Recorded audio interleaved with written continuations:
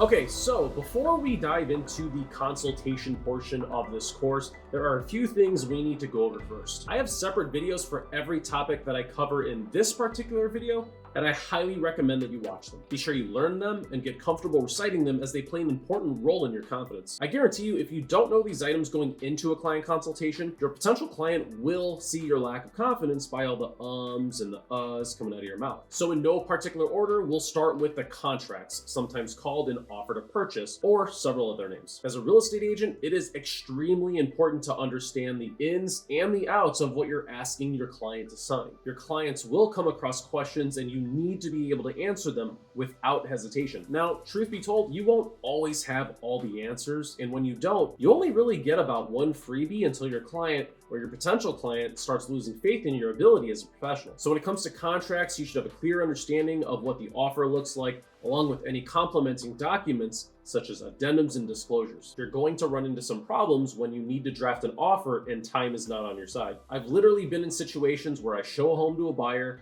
at 7 o'clock at night, draft an offer in my car within a matter of minutes, then send it to the buyer for signatures, then forward that offer to the listing agent as they have an 8 p.m. multiple offer deadline. So the point I'm trying to convey to you is don't skip this section and please learn your contracts. Now, the next form that I suggest that you brush up on is your agency agreement forms. In order to represent your client, your firm should have you sign an agency agreement stating that your client is being represented by you and the brokerage that you represent. Some states like Illinois will have multiple forms to choose from, and it's up to you whether you want to sign a designated agency agreement or an exclusive agency agreement. My suggestion is to always go with the exclusive agency agreements. This will protect you as a real estate agent from losing your client, as you are the exclusive agent that represents them. By understanding your agency agreements, it sets the proper expectation for your client of all the services that you provide, and in turn, how you are compensated. I see so many agents not presenting exclusive agency agreements. Then they complain that they showed the client 30 homes, but to be fair, on paper, that client was never their client to begin with. Or another one is that they spent hours working with them and then they just didn't get paid because they decided to purchase from a for sale by owner. So everyone, do yourself a favor and learn your exclusive agency agreements. You will thank me later. Now, the next thing that I suggest you get comfortable with and understanding is the home buying process. Now, compared to what I'm about to show you, different states have different timelines. However, the concepts still remain the same. Now, if you've never actually performed a real estate transaction in its entirety,